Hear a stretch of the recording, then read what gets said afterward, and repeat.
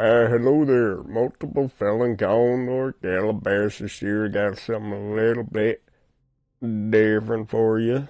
Internet is real upset about some trash talk, and you may or may not know, I'm a bit of a trash talk expert myself, so I figured I'd weigh in. All right, so people are losing their minds over some real barely offensive Quentin Tarantino comments about two actors, despite the fact that he made comments about three actors total, which is, in my opinion, a great example of how much choice there is in being offended by things. And to be clear, I'm not saying 100% of things you can just ignore, get over, not be offended by. But the vast majority of what people get outraged about in the day-to-day is definitely something you could really easily overcome and not be bothered by if you just like took a step back, kind of looked at things from all perspectives, and kind of leaned on the hard.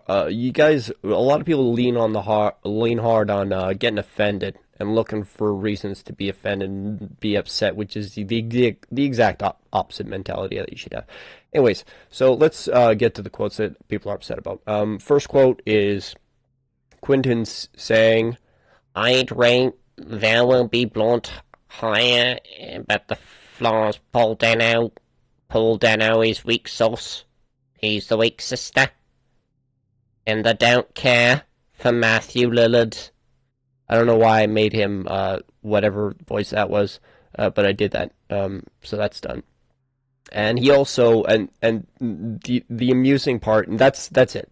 That's all what people are upset about. So he doesn't like Paul Dano, Paul Dano's weak sauce, and he doesn't care for Matthew Lillard. The amusing part from the get go that I like about this is he finishes the "I don't care for Matthew Lillard" comment with "and Owen Wilson." Owen Wilson is tacked on here, but no one, and I mean no one, cares about what Quentin has said about Owen Wilson, which to me is just like that fact alone, like I just immediately don't give a fuck about any of your bitching and crying from that point forward. If you're not gonna act like everybody, if you're not gonna treat everybody equally, then I just don't give a fucking shit anymore. You all, like all these people that I'm about to mention, come off as just like the biggest pussies in my opinion. So yeah, so the issue they prove by not giving a fuck about Owen Wilson, not even mentioning him ever. They prove that their outrage isn't because they take issues with trash talk or the words Quentin said. It proves that they're just choosing to be offended. This is a choice. They're making a choice here. They want to be upset about something. They haven't been upset about something in a while. They want to feel like a victim. This is how like insecurity fucks you. That's why insecurity is bad. You shouldn't be enabling your own insecurities. Anyways, only recently, 1 month later, has anyone found out about the rest of his comments about Paul, which by comparison were a lot worse than any of the other comments, calling him the weakest fucking actor in the Screen Actors Guild, which is like basically saying is more or less the equivalent of saying he's like the weakest fucking actor like that exists. Um, which is pretty brutal. I will say, but even still, I think the points I'm going to make doesn't really change any of the points I'm going to make.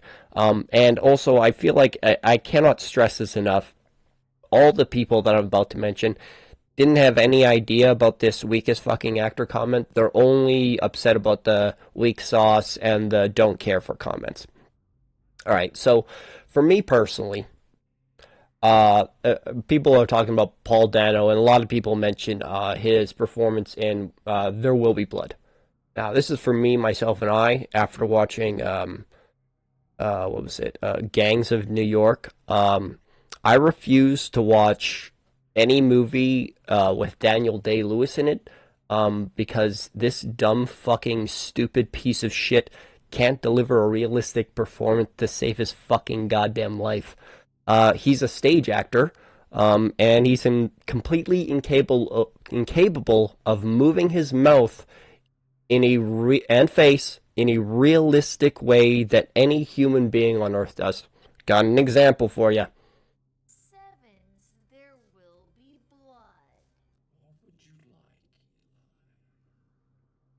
Look at that. Fuck are you doing, you idiot? Why? He's trying so hard. Bro, calm down. You're not on a stage, dude. You do not have to be a cartoon fucking character. I hate it, dude. Yoy. Oh.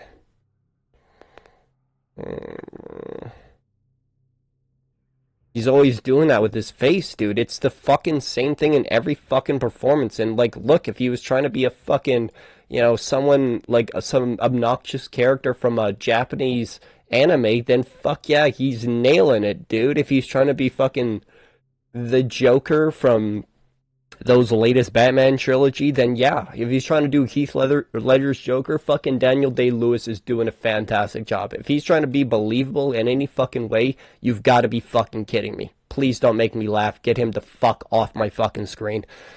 That's how I feel about Daniel Day-Lewis. So I don't even know if I've ever seen a movie with Paul Dano in it. I'm not like a huge movie person. I like movies, but not as much as most people. So yeah, I can't even really comment on Paul Dano himself, so I'm not really going to. I don't have an opinion on him. But oh yes, this is more of my. See, this is the thing. Paul Dano, Owen Wilson, and Matthew Lillard, especially, are in no way such objectively talented actors that criticism against them comes off as trash talk. Daniel Day-Lewis is dog shit, as far as I'm concerned. Matt Damon has two characters. Either his character from Bourne Identity, Jason Bourne, or his character from Good Will Hunting in every fucking movie. That's it. Fucking, what's the zoo one? He's playing Will from Good Will Hunting. Any other movie where he's playing action? He's literally just Jason Bourne. Matt Damon has the acting range and depth of a small puddle. Denzel Washington does the same thing as Matt Damon, but is somehow even worse. Where he just takes his performance from Training Day, which is a good performance, and just copies and pastes it in other performances where it makes sense. So it's just like when he's like the happy guy, he does that, and he's like that. It's just it's the exact same thing. It's like and him and Matt Damon both have like the exact same kind of like happy guy, laughing guy performance. Oh, I fucking hate it.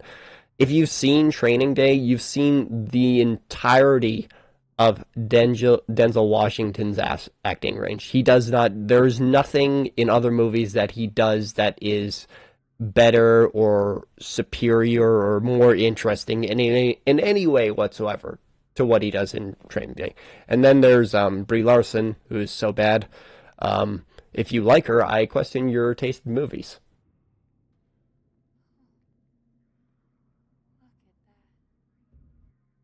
Oh God, that even loud enough to be heard? Ugh. She looks. Look at that. She says, looking at a group of people. All right, that's enough. Brie Larson roasting. I'm getting off topic. I could go on Brie Larson all day. Anyways, so the real question is, what makes these guys so special? And it's a rhetorical question, obviously, because fucking nothing does. So let's get into the fucking crying like a little bitch shit. All right. This one's pretty much. A big giant flaw in it, and the flaw is Paul Dano. Yeah. Quentin Tarantino calling Paul Dano weak sauce in There Will Be Blood is one of those takes that makes you. It's one of those takes. I'm not even going to continue watching this one because that's already enough of this fucking pussy shit for me. It's one of those takes that makes you think that, oh, it's just a movie take. That is the most milk toast, sugar coated, genteel, going out of the fucking way to not be offensive comment I think I've ever heard about an actor in my life. In my entire fucking goddamn life. That's, like, I don't, all my friends, if they don't like an actor, I can't imagine them saying something so chill. I definitely would not say, I just proved it, obviously, but I wouldn't say something that chill about an actor I didn't fucking like. Fucking calling Paul Dano weak sauce, and these fucking losers are devastated by it. Like, bro, shut the fuck up, please, dude. Goddamn embarrassing me. All right, this one's pretty bad too. Charlie gets turns into a massive fucking pussy here. Said for a while, he's got some good movies, but he himself is an insufferable weirdo. I have said that for actual years, way before it was cool. People didn't like me saying. He was saying Quentin Tarantino was weird before it was cool. I did a little bit of research and found out that would mean that Charlie was 2 years old in 1996, and 1996 is where this clip comes from, which I'm going to leave muted. Play this clip for you. This is 1996, 2 years old.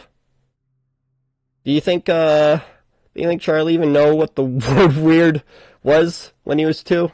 Did he speak by that point? No. No, the point I'm making here before we watch any more of that god-awful, Jesus Christ,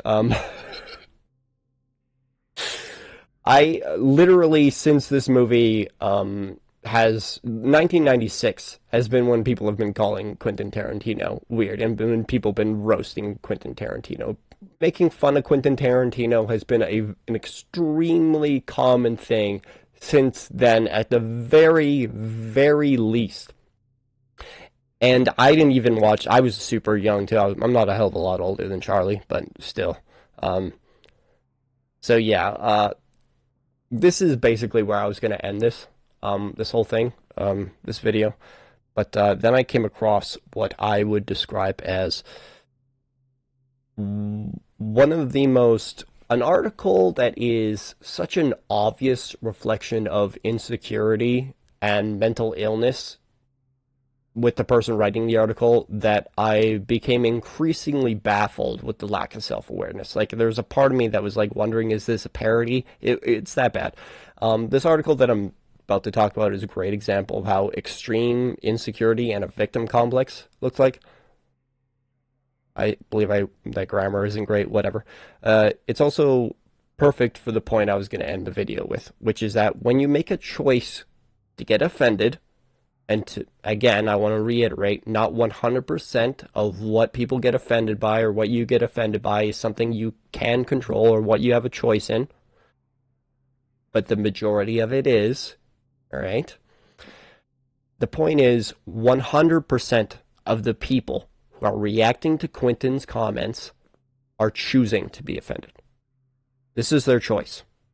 There is nothing Quentin said here that is beyond reason or something that, like, the average movie fan wouldn't say about an actor they wouldn't like, you know? And again, we're not even, like, I have to make it extra clear that none of these people even knew about the fucking worst actor comment. None of them knew about that. So yeah, we're talking about, like, weak sauce and didn't care for, you know? That's, when you see how outraged these people are, you're expecting far worse. So when you make that choice to be offended, instead of simply choosing to trash talk back, which is 100% justified, instead of, like, that's the thing that blows my mind. Why don't you mention the first thing I would mention is how fucking, I forgot to even write this in my script here, but, like, how fucking terrible Quentin Tarantino of an actor is. Like, I mean, by all means, let's be 100% fair to Quentin. He's probably had, like, a couple drinks, and this is an interview, and they're, like, literally asking him to basically roast an actor. And, you know, you can always play the game of, oh, well, he could just, like, you know, not answer the question or try and move on. Well, you look rude to the interviewer, and logically speaking, from someone with self-esteem, you got to assume that people aren't going to be that offended by it. And so yeah, it's hard for me to fucking just roast the guy, but, like, so from that perspective, it's not like he it makes a hell of a lot of sense to go and like slam his acting because like he was asked the question, he was prompted.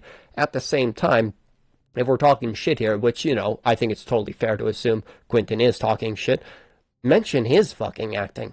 Like, he is, I can't think of, I think he's good in Reservoir Dogs, but I think that's every other time it's like super fucking distracting, and he's just not good. He's not like so bad. It's like, well, maybe he is so bad, get him out the fucking movie sometimes, but it's like, I would say most of his performances I would give like a 6 out of 10, or like maybe a 7 out of 10. Not so bad that it's like taking you out of the movie, but it's typically, it's not good, and it's definitely, the short clips I've seen of Paul Dano, he seems on par, if not better, than Quentin Tarantino's performance. And I mean that with the utmost respect. I can't really comment on Paul Dano, so please don't get offended by that, because I really don't know what I'm talking about, Paul Dano. I've seen like, you know, like 20 seconds of his acting here. So yeah, so the whole, I just, like, if you're gonna do that, why not just talk shit back, you know? Or what you could also do is just assume no malicious intent. Assume Quentin Tarantino was just like, you know, he wasn't really thinking about it. He was having a couple drinks. It's not about the facts or the reality. This is about, I'm talking about the mentality you have on perspective, how you look at these things. You know, assuming that people are like always trying to piss you off or offend you or like trying to be as rude as possible is going to have a negative effect on your self-esteem.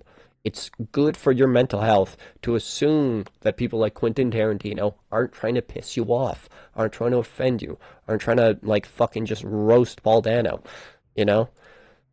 Or the other option is you simply ignore it because it's completely inoffensive comments about an actor's fucking performance, and, you know, it's really not a big deal.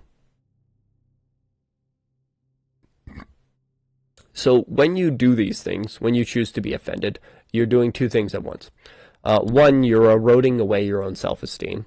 And the second thing is you're enabling yourself to be offended and upset by things that are, well, sorry, this is still one thing. So you're enabling yourself to be upset by things that are small, that you could overcome or choose not to be offended by or upset by. So basically, when your life could be like super smooth and, you know, all these little speed bumps of people saying things that piss you off, it could be just like they don't even become bumps anymore. It's like they're a sign on the side of the road. So your life is like much smoother and you're less depressed, you're less upset all the time. It's these things that are important. You know, if you constantly have this mentality that you're the victim, or you're looking for a reason to be offended, or you're getting outraged over things that people are saying, all these speed bumps will become greater as time goes on. You're making the problem worse. You're enabling this insecurity, which exacerbates it. Anyways, the second thing that you're doing is you're enabling deeply insecure sociopaths like the person who writes this article to feel justified in what is actually abusive behavior. So, to be clear, anything anyone has done here up until this point, Quentin Tarantino included, even comes close to abuse or something fucked up or something immoral. Everybody here is totally fine. You know, no one deserves to be shit on for any of their takes here. Even Quentin, although, you know, he was a little bit not nice. This article, on the other hand, does actually cross that line and does go into abusive behavior.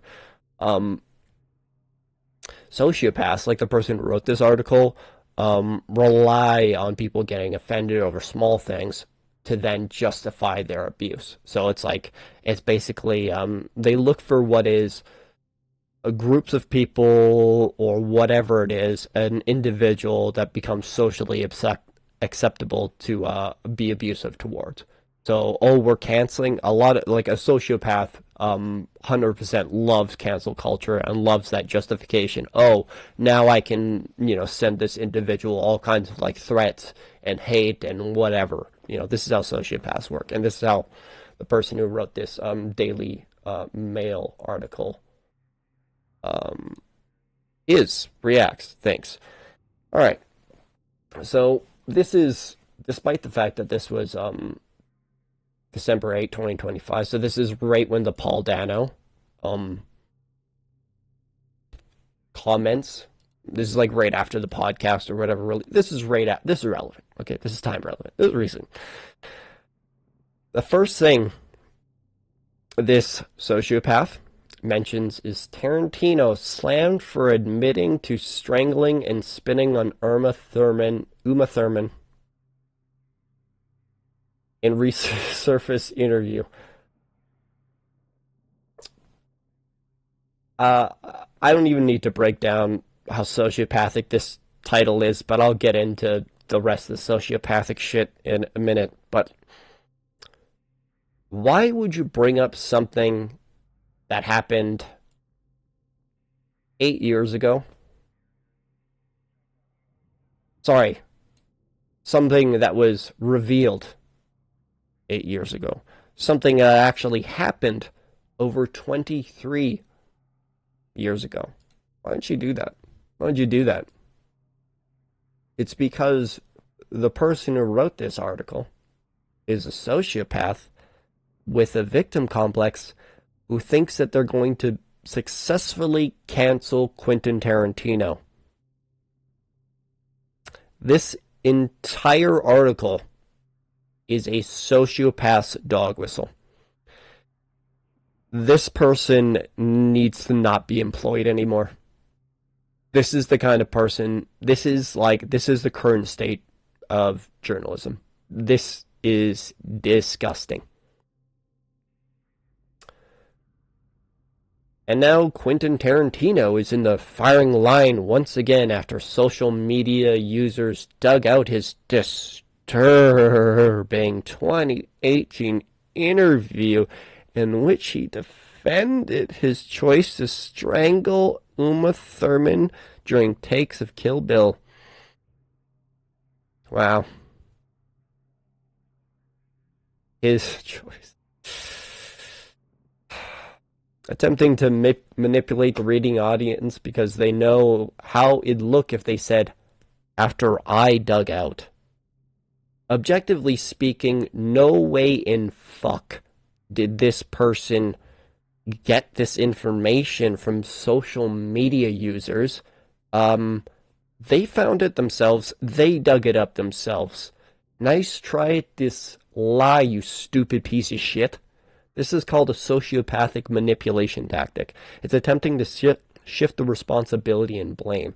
It's trying to say, oh, it's a group of us that are upset about this. It's not just me, this fucking deeply insecure, mentally ill piece of shit sociopath. Sociopaths like this rely on others to form excuses and justifications for their abuse, which is what this article is, abuse. And this article is a textbook example of this form of justification and excuses. And that isn't even like the most fucked up part of that paragraph is the part where she says he defended his choice to strangle. It was Uma Thurman's decision.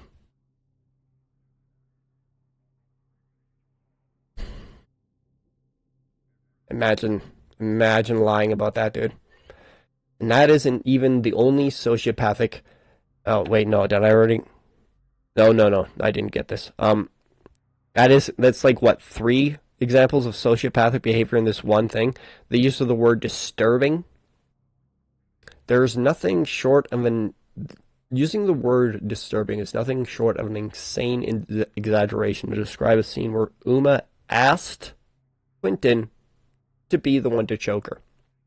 As someone who's been through real abuse, unlike the sociopath who wrote this article comes off as extremely disrespectful to abuse victims. This article is actually disturbing. I've read details of all the things that Quentin Tarantino has apparently done to Uma Thurman.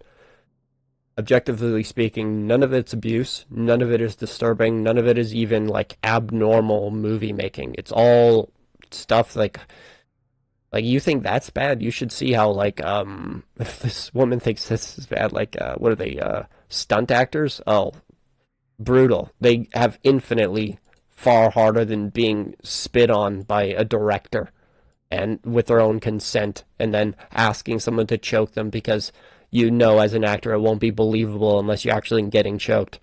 Like, as somebody who's acted before, like, yeah, why would you be, why would you have any issue with being spat on if that's part of the scene? Like, it's not great. No one wants to get spat on, but like, if you got to do it, you got to do it. That's acting.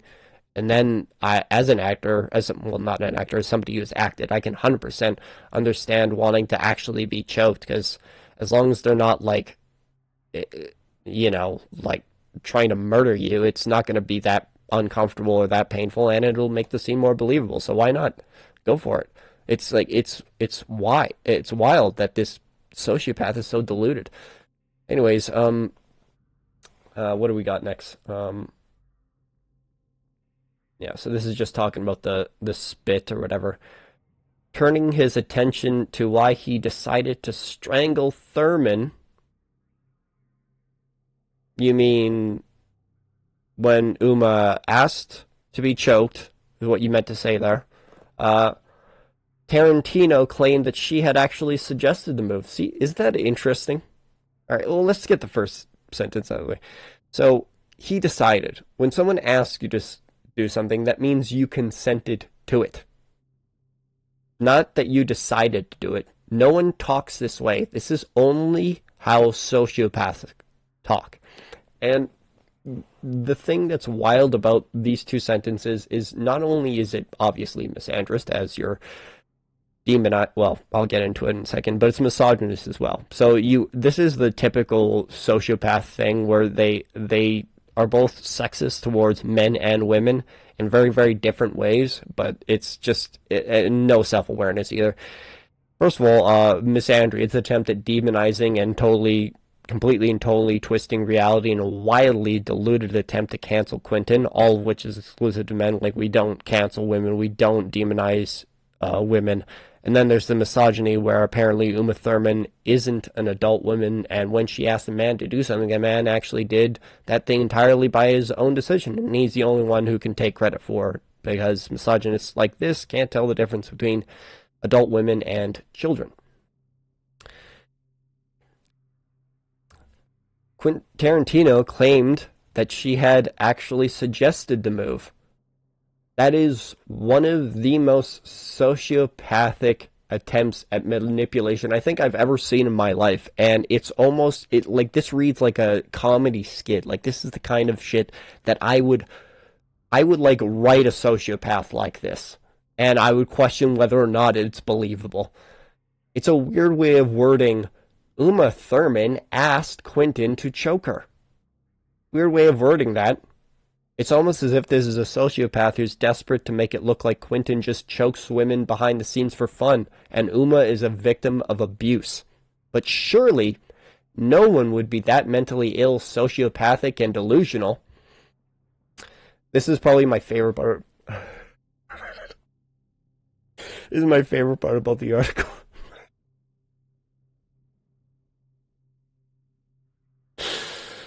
Oh, this is too good. Tarantino's resurfaced interview left Reddit users undisturbed. Undisturbed. That's poor grammar. After it was discussed in a thread over the weekend. Imagine being so socially inept that you think quoting random people on Reddit improves the quality of your article. Think about that. I genuinely couldn't believe the lack of self-awareness this writer has. This article reads like a parody of someone mocking someone with a victim complex. This is something that people won't believe unless you prove it. They'll say, no. No one would be so stupid that they'd actually quote random users on Reddit to back up their article, and even if they did, their editor would surely cut it out to save them from the embarrassment. Yeah, That's potentially... Oh, whoops. Oh, there we go. Background music. All right, another commented, is he canceled yet? He should be. A third added, day to day, there's less things I like about Tarantino this period. It's time used to belong. This is why we need intimacy coordinators. Continue another, which, they 100% do have. Just me. Into. Oh, fuck. I can't say it. Whatever. They have those coordinators, So, I don't know what the fuck you're talking about, you fucking psychopath. All right. So, this is the state of modern journalism, quoting Reddit commenters. This is the problem with getting offended over nothing. You're going to damage your insecurity to the point where you will become Cindy Yates, U.S. senior TV writer at the Daily Mail, a sociopath with a victim complex getting upset over things women ask for, attempting to insinuate abuse occurred when those women themselves don't even see themselves as victims, proving Cindy Yates herself has never experienced abuse in her life. Anyways, that's it. That's one of the most mentally ill articles I've ever read in my life. I can't believe she actually tried to cancel Quentin Tarantino. Shockingly, he's still not canceled. Well, I'd say best of luck, but it seems like it's already failed. So, Anyways, thanks for watching. Bye.